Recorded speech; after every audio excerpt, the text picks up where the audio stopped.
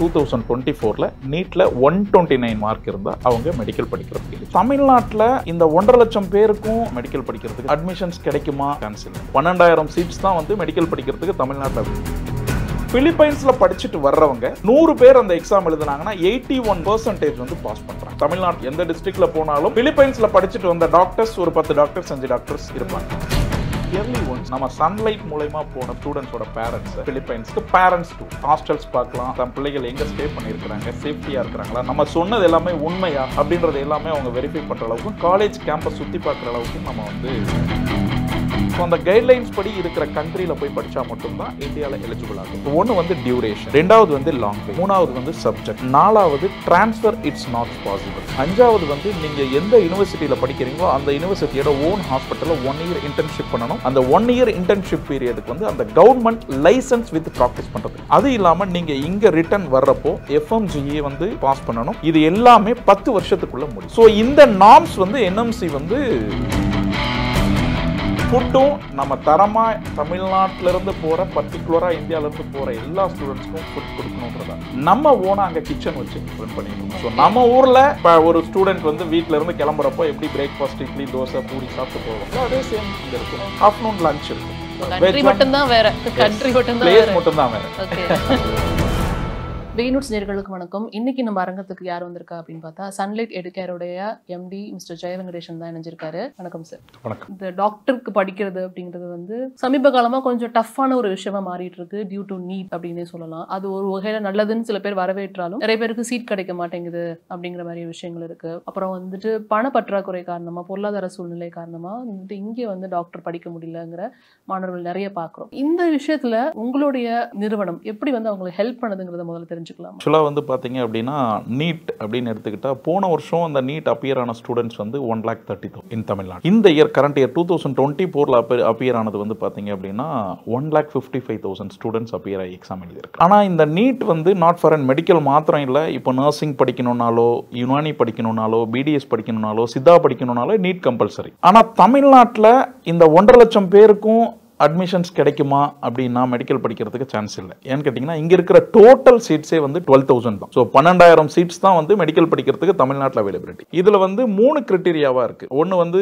அரசே நடத்தக்கூடிய கல்லூரிகள், இன்னொன்று டீம்டு யூனிவர்சிட்டி, இன்னொன்று பிரைவேட் யூனிவர்சிட்டி. ஸோ இந்த டோட்டல் சீட்ஸில் வந்து 12,000 சீட்ஸும் தமிழ்நாடு ஸ்டூடெண்ட்ஸ் மாத்திரமே படிப்பாங்களான்னு கேட்டால் அதுவும் கிடையாது. ஏன்னு கேட்டிங்கன்னா இதில் வந்து ஆல் இண்டியா கோட்டா 15% போயிடும். அது இல்லாமல் கவர்மெண்ட் ஸ்கூல்ஸில் படிக்கிறவங்களுக்கு 7.5% கோட்டா போயிடுது. இது போய் மீதி இருக்கிற ஸ்டூடெண்ட்ஸ்க்கு நீங்கள் ஆவரேஜ் வந்து பார்த்தீங்கன்னா இருக்கிற சீட்ஸில் எல்லாருக்குமே MBBS ஃபுல்ஃபில் பண்ண முடியுமானா தமிழ்நாட்டில் வாய்ப்பு இல்லை. ஸோ கவர்மெண்ட் கோட்டாவில் படிக்கிறது தவிர மேனேஜ்மெண்ட் கோட்டாவில் போய் படிக்கணும்னா இன்னைக்கு இருக்கிற தமிழ்நாட்டில் மினிமம் 1 crore வந்து ஓவரால் எக்ஸ்பென்சஸ் இருக்கு. அப்போ இதை தாண்டி என்கிட்ட எலிஜிபிள் இருக்கு, நான் நீட்ல பாஸ் பண்ணியிருக்கேன், நான் மெடிக்கல் படிக்கிறதுக்கு என்கிட்ட எலிஜிபிள் ஸ்கோர் வச்சிருக்கேன், ஆனால் இந்தியாவில் கிடைக்கல அப்படின்னு இருக்கிறவங்களுக்கு வெளிநாடுகளில் நம்ம செலக்ட் பண்ணி குறிப்பாக பிலிப்பைன்ஸில் ஒரு 3 மெடிக்கல் யூனிவர்சிட்டிஸை நம்ம எடுத்து அங்கே அட்மிஷன்ஸ் வாங்கி கொடுத்துக்கிட்டு இருக்கோம். ஸோ அங்கே படிச்சுட்டு வந்து இங்கே ப்ராக்டிஸ். அதாவது வந்து இங்க இருந்து மருத்துவம் படிக்கிறதுக்கு வெளிநாட்டுக்கு போறாங்க மாணவர்கள் அப்படிங்கும்போது நிறைய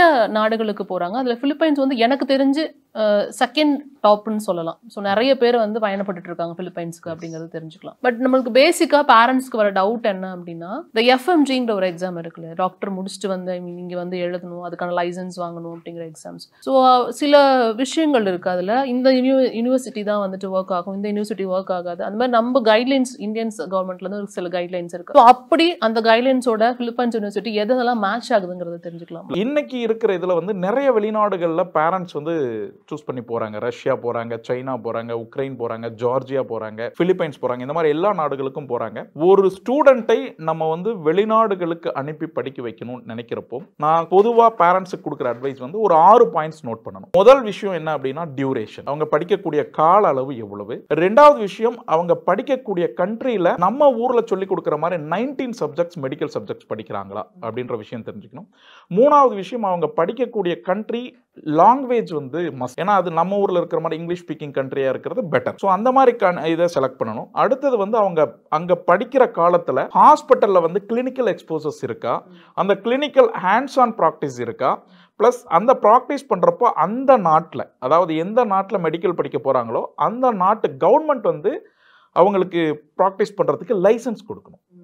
ஸோ இதெல்லாம் கொடுக்கணும். இதை தாண்டி அவங்க ரிட்டர்ன் இந்தியா வந்த பிறகு எஃப்எம்ஜின்னு ஒரு எக்ஸாம், அந்த எக்ஸாமில் எந்த கண்ட்ரியில் படிக்கிறவங்க அதிகமாக பாஸ் பண்ணுறாங்க அப்படின்ற சர்வே டேட்டாஸ் வந்து தமிழ்நாடு மெடிக்கல் கவுன்சிலில் எடுத்தால் அவங்களுக்கு ஓரளவுக்கு தெரியும். இது வந்து பார்த்தீங்கன்னா ஓவரால் எல்லா கண்ட்ரிக்கு போனாலும் கூட பிலிப்பைன்ஸில் படிச்சுட்டு வர்றவங்க 100 பேர் அந்த எக்ஸாம் எழுதுனாங்கன்னா 81% வந்து பாஸ் பண்ணுறாங்க. ஸோ இது வந்து நமக்கு ஆல்ரெடி மெடிக்கல் கவுன்சிலில் போனாலும் சரி, அல்லது நம்ம சரௌண்டிங்கில் நம்ம தமிழ்நாட்டில் எனிவேர் இன் டிஸ்ட்ரிக்ட், எந்த டிஸ்ட்ரிக்டில் போனாலும் பிலிப்பைன்ஸ்ல படிச்சுட்டு வந்த டாக்டர்ஸ் ஒரு 10 டாக்டர்ஸ் 5 டாக்டர்ஸ் இருப்பாங்க. ஸோ அவங்கள நம்ம இது பண்ணிக்கலாம். மற்ற நாடுகளில் போய் படிச்சுட்டு வரவங்க பிலோ 12% தான் அந்த பாசிங் பர்சன்டேஜ் இருக்கு. ஸோ ரெண்டுக்கும் வித்தியாசம் என்ன அப்படின்னா, அவங்க படிக்கக்கூடிய நாடு நம்ம இந்தியாவோட சிமிலர் கிளைமேட் இருக்கிற கண்ட்ரியில் போய் படிக்கிறாங்க.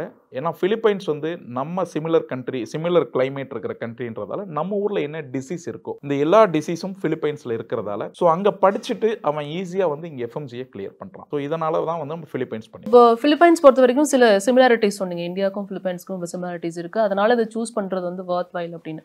நான் கேட்கறது என்ன அப்படின்னா, நம்ம வந்து செலக்ட் பண்ற யூனிவர்சிட்டிஸ் அங்கீகாரம் பெற்ற ஒரு யூனிவர்சிட்டிஸா இருக்கணும், அதெல்லாம் நம்ம கரெக்டா நம்ம சூஸ் பண்றோமா, அந்த மாதிரி யூனிவர்சிட்டிக்கு நம்ம படிக்க அனுப்புறோமா, இந்த மாதிரி சில சந்தேகங்கள் வந்து பேரண்ட்ஸ்க்கு இருக்கும் இல்லையா? கண்டிப்பா. பிலிப்பைன்ஸ்ல வந்து டோட்டலா 21 மெடிக்கல் யூனிவர்சிட்டிஸ், மெடிக்கல் காலேஜ், நம்ம அதுல 3 காலேஜஸ்க்கு செலக்ட் பண்ணி அனுப்பிட்டு இருக்கோம். பாஸ்ட் 12 இயர்ஸா பண்ணிட்டு இருக்கோம் மெடிக்கல் அட்மிஷன்ஸ் இன் அப்ராட், பர்டிகுலரா பிலிப்பைன்ஸ். நம்பர் 1 வந்து தவோ மெடிக்கல் ஸ்கூல் ஃபவுண்டேஷன் ஒரு யூனிவர்சிட்டி, அப்புறம் UV Gullas college of medicine ஒரு university, Brokenshire college of medicine ஒரு யூனிவர்சிட்டி. இந்த 3 யூனிவர்சிட்டிஸ்க்கும் நம்ம இதுவரைக்கும் ஸ்டூடெண்ட்ஸ் அனுப்பி பண்ணிட்டு இருக்கோம். கடந்த ஒரு 12 வருடங்களாக சன்லைட் மூலமா போய் பிலிப்பைன்ஸ்ல படிச்சுட்டு வந்தவங்க ஒரு 750 டாக்டர்ஸ்க்கு மேல தமிழ்நாட்டில் எஃப்எம்ஜி கிளியர் பண்ணிட்டு ஒர்க் பண்ணிட்டு இருக்கிறேன் இன் ஆல் ஓவர் டிஸ்ட்ரிக்ட்ஸ், எல்லா டிஸ்ட்ரிக்ட்லயுமே. இது வந்து சன்லைட் மூலமா போய் படிச்சுட்டு. பொதுவாகவே நீங்க வந்து இப்போ நவம்பர் 18, 2021 அப்புறம் இந்தியாவில் நேஷனல் மெடிக்கல் கமிஷன் வந்து நியூவா கைட்லைன்ஸ் கொடுத்துருக்கு. ஸோ அந்த கைட்லைன்ஸ் படி இருக்கிற கண்ட்ரியில் போய் படித்தா மட்டும்தான் இந்தியாவில் எலிஜிபிள் ஆகும். அது ஒரு 8 இம்பார்ட்டன்ட் பாயிண்ட்ஸ். ஒன்று வந்து டியூரேஷன், 2வது வந்து லாங்குவேஜ், 3வது வந்து சப்ஜெக்ட், நம்ம ஊரில் என்ன சப்ஜெக்ட் இருக்கோ அந்த சப்ஜெக்ட்ஸ் அங்கே படிக்கணும். 4வது டிரான்ஸ்ஃபர் இட்ஸ் நாட் பாசிபிள். ஒரு யூனிவர்சிட்டியில் நீங்கள் செலக்ட் பண்ணி போய் படிச்சீங்கன்னா அதே யூனிவர்சிட்டியில் தான் படிக்கணும் கோர்ஸ் முடிகிற வரையிலும். 5வது வந்து நீங்கள் எந்த யூனிவர்சிட்டியில் படிக்கிறீங்களோ அந்த யூனிவர்சிட்டியோட ஓன் ஹாஸ்பிட்டலில் 1 இயர் இன்டர்ன்ஷிப் பண்ணணும். அந்த 1 இயர் இன்டர்ன்ஷிப் பீரியடுக்கு வந்து அந்த கவர்மெண்ட் லைசன்ஸ் வித் பிராக்டிஸ் பண்றதுக்கு. அது இல்லாம நீங்க இங்க ரிட்டர்ன் வர்றப்போ எஃப்எம்ஜிஏ வந்து பாஸ் பண்ணணும். இது எல்லாமே 10 வருஷத்துக்குள்ள முடியும். ஸோ இந்த நார்ம்ஸ் வந்து என்எம்சி வந்து கொடுத்துருக்காங்க, அது ஆர்டராகவே கொடுத்துருக்காங்க.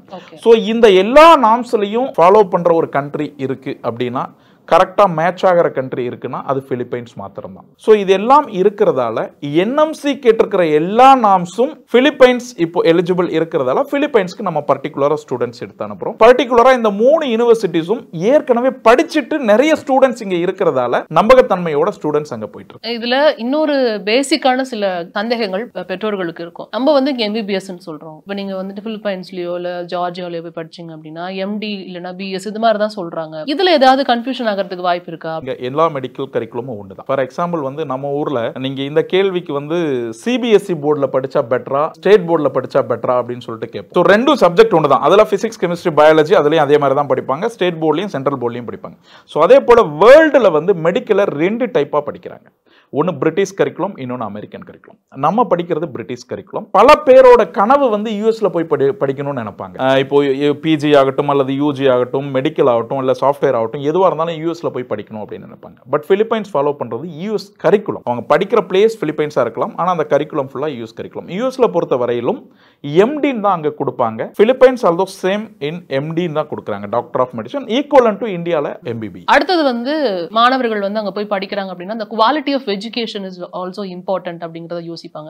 இங்கே வந்து 1.5 கோடி ரூபாய் கட்டி தனியார் மெடிக்கல் காலேஜில் போய் நம்ம படிக்கிறோம், அதை விட அங்கே வந்துட்டு 1 மடங்கு 2, 3 மடங்கு கம்மியாக இருக்கு அப்படிங்கிறப்ப அந்த குவாலிட்டி எப்படி இருக்கும் அப்படிங்கிறது அவங்க சைட்ல இருந்து யோசிக்கிற ஒரு விஷயமா இருக்கும். இங்க கிடைக்கிற குவாலிட்டி எனக்கு அங்க கிடைக்குமா, இங்க கத்துக்கிறத நாங்க கத்துக்க முடியுமா, இங்க இருக்க ஃபேக்கல்டிஸ் அங்க இருப்பாங்களா, இந்த மாதிரி நிறைய சந்தேகங்கள் அவங்களுக்கு இருக்கும். சோ அதை நீங்க கிளியர் பண்ண முடியுமா? இங்க இந்தியாவில் வந்து எல்லாருமே 1.5 கோடி ரூபாய் செலவு பண்ணி படிக்க போறது இல்லை இல்லைங்களா? இந்தியாவில் இன்னைக்கும் கவர்மெண்ட் ஃபீஸ் வந்து நியர்பை 20,000 அந்த ரேஞ்ச் தான் இருக்குன்னு. ஸோ அது முடியாத முடியாதவங்க அதில் மெரிட் கோட்டால வராதவங்க தான் வந்து இங்கே 1.5 கோடி ரூபாய் கட்டி படிக்கிறாங்க. பட் பிலிப்பைன்ஸை பொறுத்த வரையிலும் என்ன அப்படின்னா அவங்களோட கிளினிக்கல் எக்ஸ்போசஸ் எப்படி இருக்கும்னா அங்கே படிக்கிறது அமெரிக்கன் கரிக்குலம். ஸோ அவங்க 70% ப்ராக்டிக்கலாக படிக்கிறாங்க. இப்போ நம்ம கிட்ட வர ஸ்டூடெண்ட்ஸ் எல்லாருமே வந்து ஆல் டைப் ஆஃப் ஸ்டூடெண்ட்ஸ் வருவாங்க. சில பேர் வந்து 50% எக்ஸாக்டாக எடுத்திருப்பாங்க, சில பேர் வந்து 70% எடுத்த ஸ்டூடெண்ட்ஸ் வராங்க, சில பேர் 90% எடுத்த ஸ்டூடெண்ட்ஸ் வராங்க. ஸோ எல்லாரையும் நாங்கள் ஆவரேஜ் பண்ணி ஒரே வீசா போட்டு ஒரே டே தான் கூட்டிட்டு போகிறோம். அங்கே போயிட்டு படித்த பிறகு அந்த ஸ்டூடெண்ட்ஸ் வந்து ப்ராக்டிக்கலாக 70% படிக்கிறதால அவங்களுக்கு அந்த நாலேஜ் அதிகமாக இருக்குது. ஏன்னா நம்ம ஊரில் வந்து தியரி கம் ப்ராக்டிக்கல் இருக்கு. ஸோ அங்கே வந்து அதிகமான ப்ராக்டிகல்ஸ் இருக்குது. 3rd இயர் 4th இயர்லாம் வந்து கிளினிக்கல் ஹாஸ்பிட்டல்ஸில் ஏகப்பட்ட பேஷண்ட்ஸ் பார்க்குறாங்க. டிபார்ட்மெண்ட் வைஸ் தனித்தனியாக அவங்க ஒரு ஹாஸ்பிட்டல்ஸில் போய் டியூட்டிஸ் பார்க்குறாங்க. ஒரு டிபார்ட்மெண்ட்டாக அவங்க தனித்தனியாக எக்ஸ்பர்ட்ஸை வச்சு அவங்க கிளாஸஸ் கொடுக்குறாங்க, ப்ராக்டிக்கலாக கொடுக்குறாங்க. ஸோ அங்கே எல்லாமே வந்து மெத்தடாலஜி அப்படின்னு எடுத்துக்கிட்டிங்கன்னா யூஎஸ் பேட்டர்னில் ஃபாலோ பண்ணுறதால அங்கிருந்து முடிச்சுட்டு வந்து இந்த எஃப்எம்ஜியை பாஸ் பண்ணுறது கொஞ்சம் ஈஸி.